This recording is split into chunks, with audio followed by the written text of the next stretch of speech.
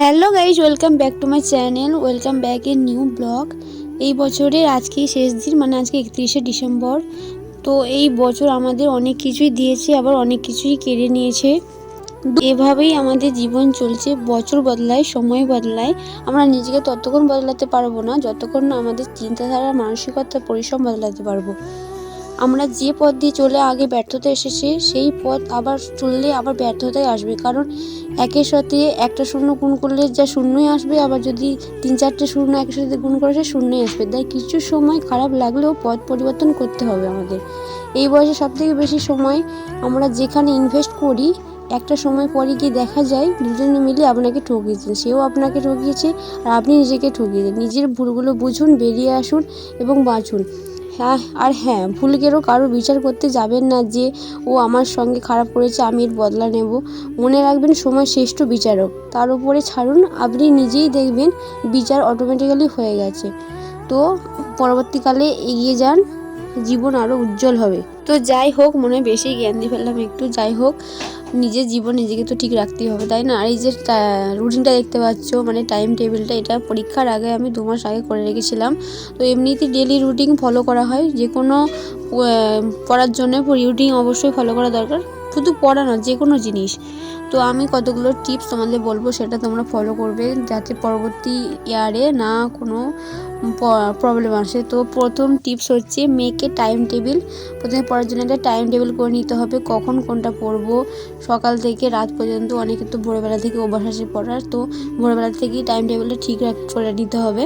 তারপর হচ্ছে revise daily. আর যেগুলো পড়বো সেগুলো হচ্ছে রিভাইজ করতে হবে, শুধু একবার পড়ে ছেড়ে দিলে হবে না, কারণ আমরা তো এমনিতেই বারবার ভুলে যাই। তো যেইগুলো পড়া হচ্ছে সেগুলো ডেলি রিভাইজ করতে হবে। 3 নম্বর পয়েন্ট হচ্ছে প্র্যাকটিস PYQ। তো প্র্যাকটিস করতে হবে PYQ, মানে পুরোনো বছরের, মানে আগের বছরের কোয়েশ্চেন পেপার। PYQ ফলো করলে আমাদের এক্সামে অনেকটা হেল্পফুল হয়। তারপর 4 নম্বর পয়েন্ট হচ্ছে স্টাডি ফর শর্ট ইন্টারভ্যালস। মানে এটা হচ্ছে কোনো একটা পড়া 30 মিনিট বা 40 মিনিট যাই হোক না কেন, যতক্ষণ পড়ি তার মাঝে একটুখানি আমাদের ব্রেক নেওয়া দরকার অবশ্যই, তাহলে পড়াটা কন্টিনিউ ভালো রাখা যায়। তো ওই জন্যে যতক্ষণ পড়বো মাঝে মাঝে একটু ব্রেক নেওয়া অবশ্যই দরকার। তারপর হচ্ছে 5 নম্বর পয়েন্ট হচ্ছে ফোকাস অন উইক এরিয়া। মানে যেগুলো আমাদের প্রবলেম হয়, যে কোশ্চেনগুলো আমরা ঠিকমতো সলভ করতে পারি না, মানে এক্সামে নাম্বার কম আসে, যে চ্যাপ্টার থেকে কোশ্চেন দিলে পারি না, সেইগুলো বেশি করে ইমপ্রুভ করতে হবে, মানে বারবার পড়তে হবে। তারপর নেক্সট পয়েন্ট হচ্ছে ইউজ শর্টস নোট। মানে অনেক সময় আমাদের মানে পড়ার নোটসগুলো অনেক বড় বড় হয়, তো অনেক শর্টসভাবে খাতায় বা কোনো ছোট কাগজে লিখে রাখলে অনেক সুবিধা হয়।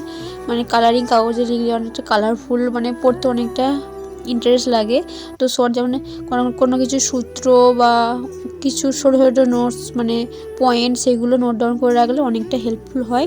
তারপর হচ্ছে 7 নম্বর পয়েন্ট হচ্ছে ইট হেলদি অ্যান্ড স্টে হাইড্রেট। মানে শুধু পড়াশোনা করলেই তো হবে না, তার সাথে শরীরটাও অনেক সুস্থ রাখতে হবে, তার জন্য হেলদি খাবার খেতে হবে। তারপর হচ্ছে সাথে ব্যায়ামও করতে হবে, যাতে শরীর মন দুই ভালো থাকে, পড়াশোনা আরও গ্রো আপ করতে পারো তোমরা, তার জন্য অনেকটা হেল্পফুল হবে। এইসব টিপসগুলো তোমরা যদি ফলো করো অনেকটাই ইমপ্রুভ হবে। আমি তো এই টিপসগুলো আগেও ফলো করেছি, আবারও এখন মানে 2026-এর নেক্সট ইয়ারেও ফলো করবো, এবং টাইম টেবিল আমি আরও ভালো করে বানাবো। যেইগুলো ডেলি আমরা পড়ছি আর যেগুলো পড়লাম না, কোনগুলো কোনো বাকি থেকে গেল, কোথায় কম পড়া হলো, ঘাটতি দেখালো, সব খাতায় বা ডায়েরিতে নোটস করে রেখে দিতে হবে। তো ভিডিওটা বেশি আর বড় করব না, আজকে 31শে ডিসেম্বর, কালকেই নতুন ইয়ার স্টার্ট হয়ে যাবে। তো সবাইকে জানাই হ্যাপি নিউ ইয়ার, আর দেখা হচ্ছে নেক্সট ইয়ারের নিউ ব্লগে। ততক্ষণ ভালো থেকো, সুস্থ থেকো, দেখা হচ্ছে, বাই।